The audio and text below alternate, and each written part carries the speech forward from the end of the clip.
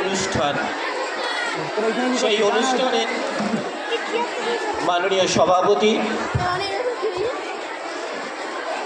এবং মঞ্চে উপবিষ্ট আমাদের বিদ্যালয় পরিচালন সমিতির সভাপতি, কাকড়া গ্রাম পঞ্চায়েতের প্রধান, আমার বিদ্যালয়ের অন্যান্য সমস্ত সহকর্মী, আমার ছাত্রছাত্রীবৃন্দ,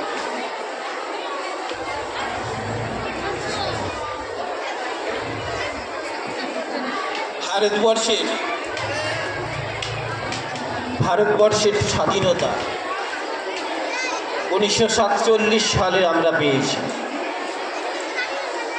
1947-এর আগে প্রায় 2 শতাব্দী ধরে ভারতবর্ষ একটি হিংস্র, একটি নৃশংস, একটা অত্যাচারী শাসকের কাছে পরাধীন হয়েছে। সেই বিভৎস, নৃশংস, অত্যাচারী, নরখাদক, বর্বর ইংরেজদের হাত থেকে রক্ষা পাবার জন্য সারা ভারতবর্ষের হাজার হাজার নারী, পুরুষ, ছাত্রছাত্রী তারা জীবনদান করেছে, কঠোর সংগ্রাম করেছে, আন্দোলন করেছে। তারপর সেই বর্বর শক্তিকে ভারতবর্ষ থেকে দূর করে দিয়েছে। আমি আমার ছাত্রছাত্রীদের বলছি, তোমরা কয়েকটি মাত্র কথা শোনার জন্য সামান্যতম ধৈর্যটুকু তোমরা রাখো। একটি বাড়তি কোনো কথা না বলে 2-4টি কথা আমার শোনার জন্য তোমরা একটু ধৈর্যটুকু রাখো। আশা করব ছাত্রছাত্রী যারা আছো, আজকের এই স্বাধীনতা দিবসের যথার্থ যে বার্তা, যে মর্মার্থ, সেইটুকু উপলব্ধি করে তোমরা কিছুক্ষণ অন্তত নীরবতা বজায় রাখবে। তোমরা মনে রাখবে, আমাদের ভারতবর্ষে 1947-এর আগে যে শক্তির সঙ্গে লড়াই করতে হয়েছিল, সেই শক্তি হচ্ছে অপশক্তি। সেই শক্তি হচ্ছে একটা বিভৎস, নৃশংস, বর্বর শক্তি। সেই নৃশংসতা, সেই বর্বরতা আজও সমাজে সমানভাবে চলছে। আমরা নামে ব্রিটিশকে তাড়িয়েছি, কিন্তু ব্রিটিশ হচ্ছে একটা প্রতীক। কিসের প্রতীক? হিংস্রতার প্রতীক, শোষকের প্রতীক, নৃশংসতার প্রতীক। সেই নৃশংস বর্বর শক্তি সমাজে আজ পর্যন্ত এখনো একইভাবে রয়েছে। সুতরাং সেই স্বাধীনতার জন্য যে যুদ্ধ, যে মুক্তিযুদ্ধ একদিন সারা ভারতবর্ষের মানুষকে করতে হয়েছিল একটা বর্বর শক্তির বিরুদ্ধে, আজও সেই বর্বর শক্তির বিরুদ্ধে আমাদেরকে লড়াই করতে হবে। একটি বাবা মা অনেক কষ্ট করে, অনেক স্বপ্ন দিয়ে, অনেক স্নেহ দিয়ে আদর করে তার একটি কন্যাকে মানুষ করেছিল। তোমাদের যদি কোনো ছাত্রছাত্রী এই সমস্ত কথাবার্তা শুনতে যদি কারো ভালো না লাগে, এই মুহূর্তে বিদ্যালয় ত্যাগ করে তোমরা চলে যাও। তবু কোনো বাড়তি কথা আমি বরদাস্ত করব না। সেই বাবা মা অনেক পরিশ্রম করে, অনেক স্বপ্ন নিয়ে তার মেয়েকে মানুষ করেছিল। সেই মেয়ে বাবা মায়ের মুখ উজ্জ্বল করার জন্য অক্লান্ত পরিশ্রম করে, কঠোর অধ্যবসায় করে, তার মেধা শক্তি দিয়ে সে ডাক্তারিতে চান্স করেছিল। সে মেডিকেল সায়েন্সের ছাত্রী হয়েছিল, MBBS পাস করেছে, MD করছে, কর্মরত।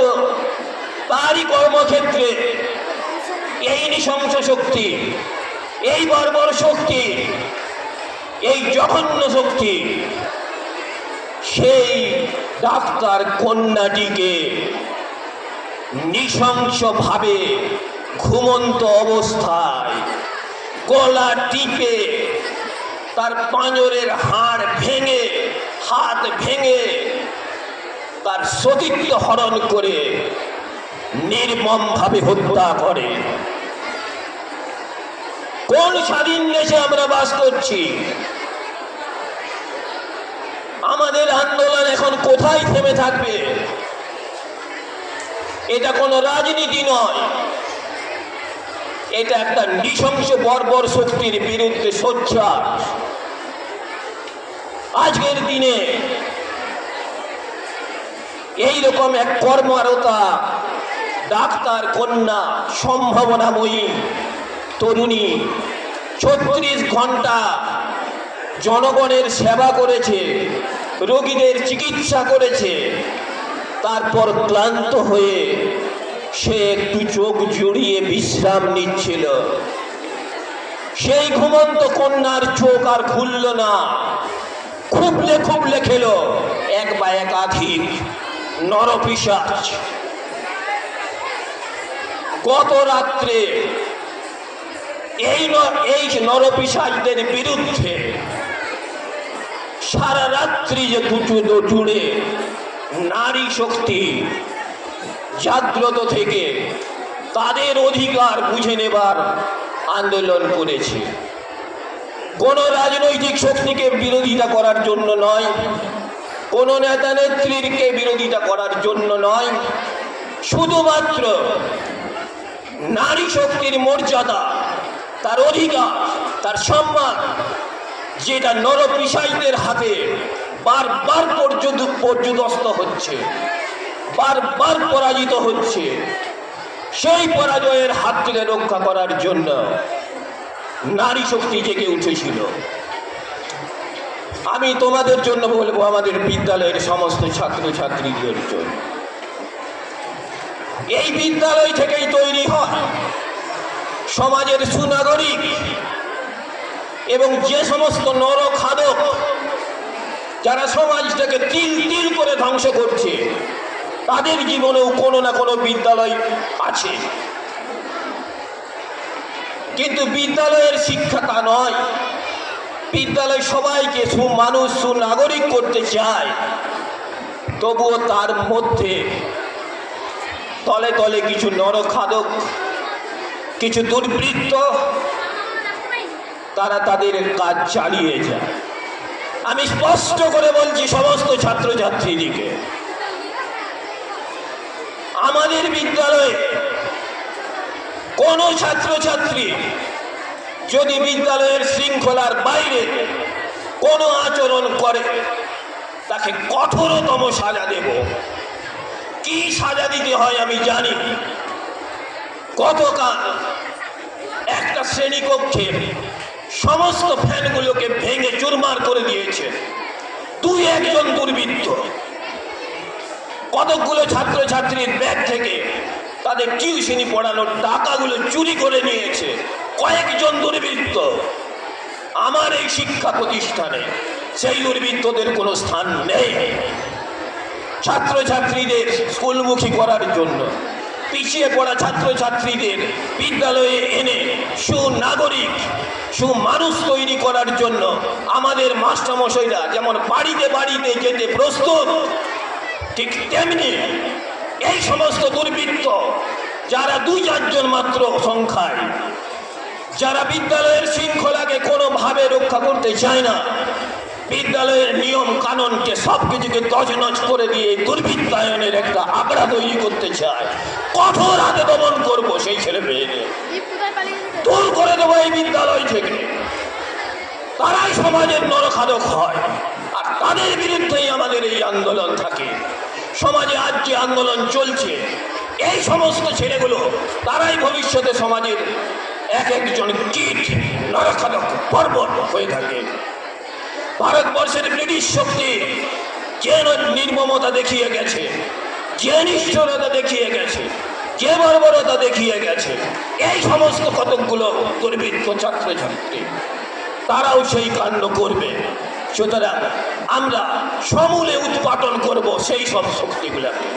স্কুলের বাইরে স্কুলের বাইরে কিছু ছাত্র, প্রাক্তন ছাত্র, কিছু ইয়াং ছেলে উদ্ভট সমস্ত পোশাক পরে, লাল নীল চুলে রং করে বাইরে এসে আড্ডা দিচ্ছে। মাননীয় প্রধান মহাশয় আছেন, আমি তাকেও অনুরোধ করছি, আপনি আপনার রাজনৈতিক ক্ষমতা প্রয়োগ করে ওই সমস্ত দুর্বৃত্ত যারা স্কুলের সামনে এসে আড্ডা দেয়, আর আমার বিদ্যালয়ের যে ছাত্রীরা ওই সমস্ত দুর্বৃত্তদের সঙ্গে যোগাযোগ রাখে, সবকে বিদ্যালয় থেকে দূর করে ছাড়বো। আর ওই দুর্বৃত্ত যারা বিদ্যালয়ের সামনে এসে দুর্বৃত্তায়নে আগ্রা সৃষ্টি করছে, আমি এই নোহারিবাসীর যারা চেতনা সম্পন্ন মানুষ আছেন তাদের কাছে অনুরোধ জানাচ্ছি, আমি রাজনৈতিক দলের কাছে অনুরোধ জানাচ্ছি, আমি গ্রাম পঞ্চায়েতের কাছে অনুরোধ জানাচ্ছি, ওই সমস্ত যারা দুর্বৃত্ত, যারা রাস্তার ধারে দাঁড়িয়ে আমার বিদ্যালয়ের ছাত্রীদের সঙ্গে দুর্ব্যবহার বা কোনো অপব্যবহার করার চেষ্টা করছে, তাদের হাতকে ভেঙে চুরমার করে দিন। কোনো প্রয়োজন নেই ওই সমস্ত দুর্বৃত্তদের। আমাদের স্বাধীনতা দিবসের আজকের এইটাই আমাদের কাছে সবচেয়ে বড় অঙ্গীকার। আমরা সুনাগরিক হব। আমরা বিদ্যালয়ে যারা শিক্ষক শিক্ষিকা থেকে শুরু করে আমি নিজে প্রধান শিক্ষক, সবাই আমরা শৃঙ্খলার মধ্যে থাকব, কেউ এই শৃঙ্খলার বাইরে নয়। ছাত্রছাত্রীদের প্রত্যেককে স্পষ্ট বার্তা দিলাম, সুনাগরিক হওয়ার জন্য যে শৃঙ্খলা, যে নিয়ম কানুন মেনে তোমাদেরকে বড় হতে হবে, তা তোমাদেরকে মানতে হবে, স্কুলে আসতে হবে, এই আমাদের স্বাধীনতা দিবসের অঙ্গীকার থাক। এই বলে আমি আমার বক্তব্য শেষ করছি।